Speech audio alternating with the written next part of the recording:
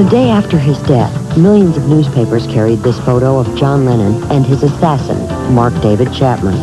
Tonight, the strange odyssey that brought two obsessive fans, one with a camera and one with a gun, to Lennon's doorstep. Join us for the story behind the story. Lennon and his assassin, taken just hours before the rock star was killed.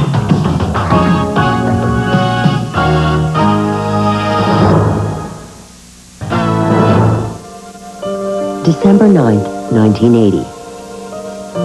Thousands gather in stunned silence outside the exclusive Dakota Apartments in New York City. The music world mourns a legend. John Lennon is dead.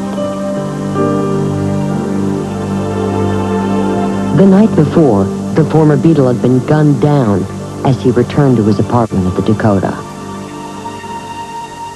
Mark David Chapman, a 25-year-old drifter, was arrested at the scene and charged with second-degree murder. Chapman would later say that he was a longtime fan of John Lennon. The next afternoon, the front page of the New York Daily News carried this haunting image of John Lennon signing an autograph. The adoring recipient was his killer, Mark David Chapman. The now famous picture was taken by Paul Goresh, a 20-year-old amateur photographer from Newark, New Jersey. Like Chapman, Goresh was obsessed with John Lennon. In essence, Paul Goresh and Mark David Chapman are two sides of the same coin.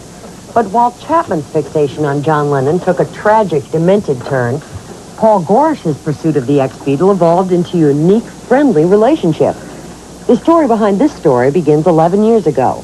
Paul Goresh was a lifelong Beatles fan with an elaborate scheme to penetrate security at the Dakota Apartments and meet his boyhood idol. It was February 12th, 1979. Paul Goresh was a part-time driver for an electronics shop. At noon, he and a friend arrived at the Dakota, posing as TV repairmen. Paul carried a copy of John Lennon's first book and a bogus service order to get him in the door. J&J Electronics, we're here to see J. Lennon. Is he expecting you? It's right here on my We right. went up to the doorman. I showed him the service order. I was acting like because I had wrote J. Lennon, not John Lennon. I wanted to act like I was totally oblivious to who we were going in the apartment of. He didn't even blink at it. It was perfect to him. It was Paul Goresh's lucky day. By coincidence, John Lennon was having problems with his VCR. Lennon's secretary assumed that Lennon had made the service call himself. Stop acting so nervous. Incredibly, the two imposters were allowed to proceed upstairs. I hear him.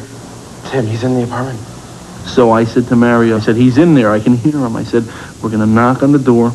I said, she's going to open the door, and John Lennon's going to be sitting at that table.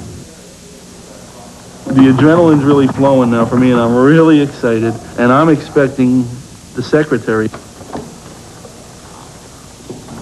And my chin must have just dropped.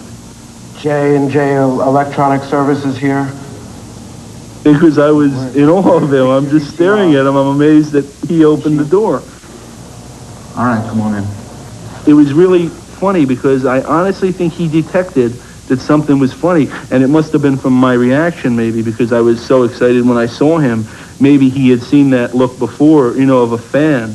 Who sent for you anyway? Paul's scheme to get an autograph soon backfired. The Lennon household had recently been the target of crank calls and threats. Lennon believed his secretary had called the repairman and became angry because he'd not been consulted beforehand. Come here.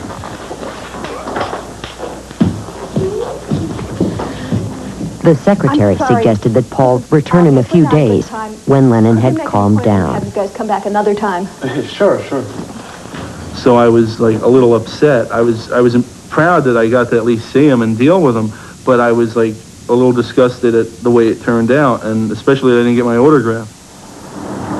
4 days later, Paul scheduled another appointment with Lennon's secretary.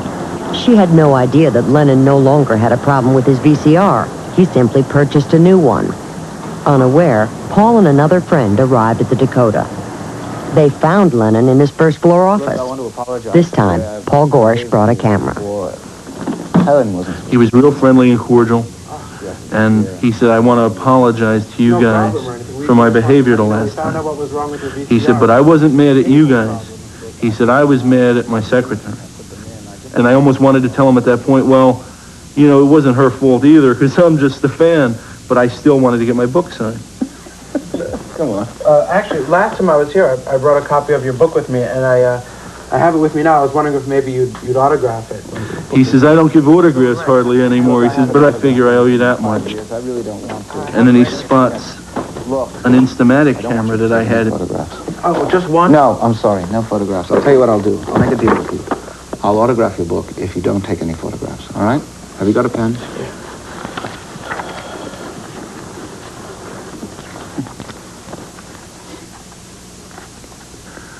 Okay. Here's your book. Here's your pen.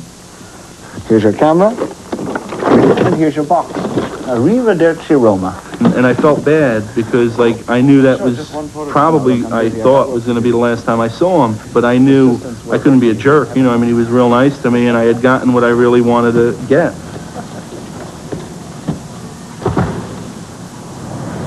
Job. Hi, remember me? Yeah, you were the fellow come to repair the VCR. Right. However, the autograph merely served to whet Paul's appetite, and he soon returned to the Dakota. It'll just take a minute. No, look, I let you in my apartment. I signed your book. I don't want you to take my photo. Leave me alone.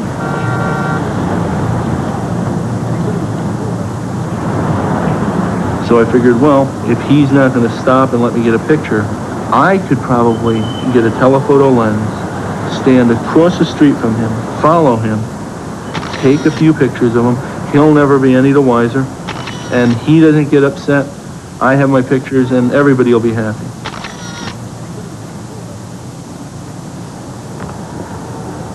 What are you doing? I said no pictures, and you're taking pictures again. It's just one picture. What is one picture going to do? Look, just give me the film. I'm not going to give you the film. It's just one picture. Give me the film. Hey, give me the film. You're taking my... I said, what are you so worked up for? He said, you said to me you were a fan. He said, if you're a fan, give me the film. I said, I am a fan. I said, and I only want the pictures because I am a fan. He says, well, if you're a fan, then leave me alone. Fine. Process it. And if you like them, then send me a copy, okay? Right. I said no pictures. And I was just disgusted at, you know, now he's mad again.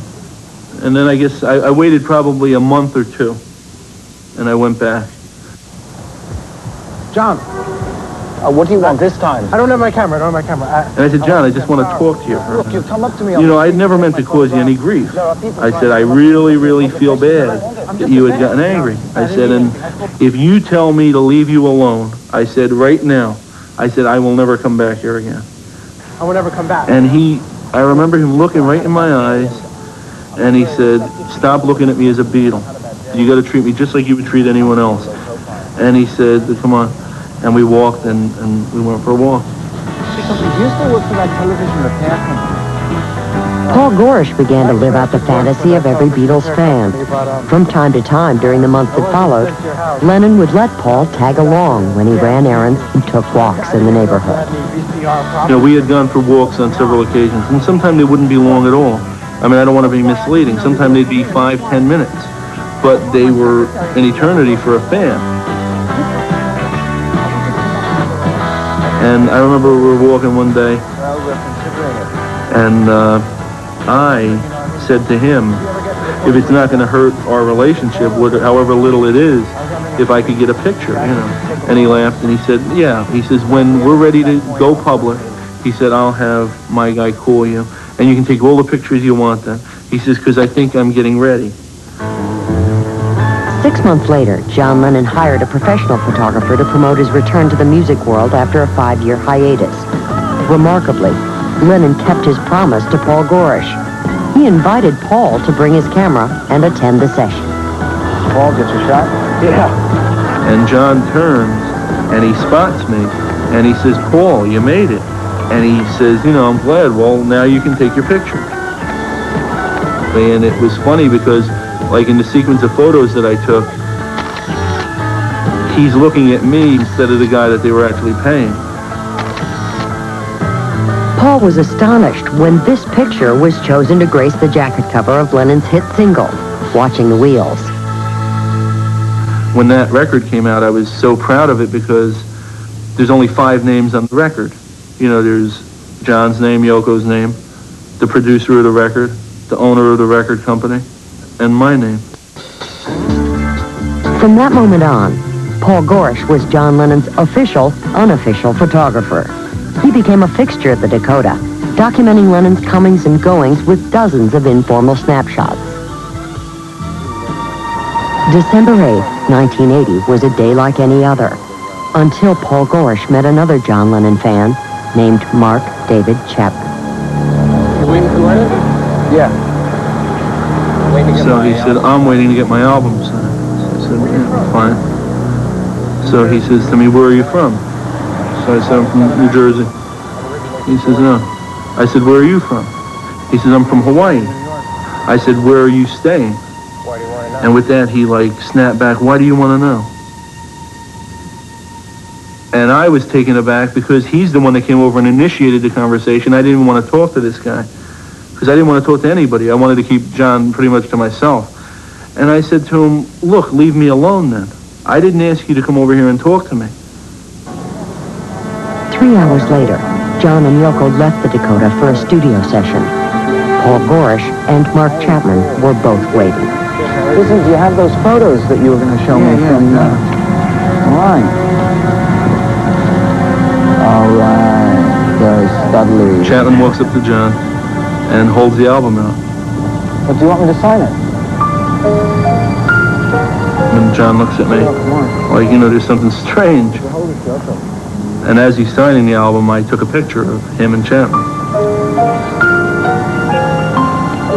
And after he signs the album, he then turns the album back to Chapman and raises his eyebrows and says, is that all right? And I took another picture with his eyebrows raised.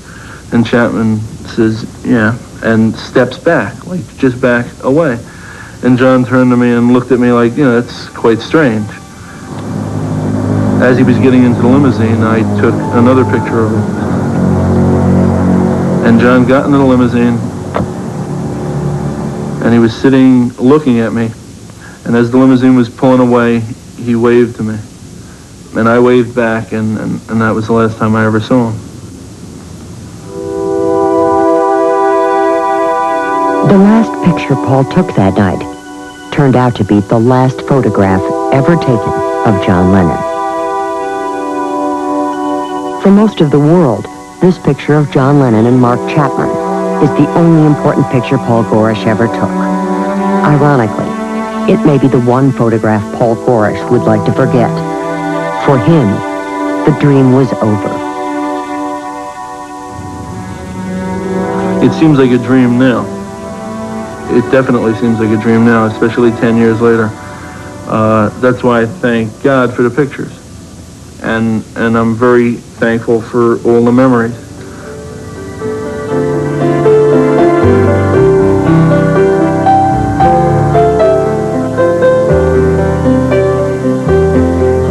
He owed me nothing. But here's a man that's so special, and he's bothering to care a little bit about me. And I'll always remember that, and it'll always be special to me because he was so decent.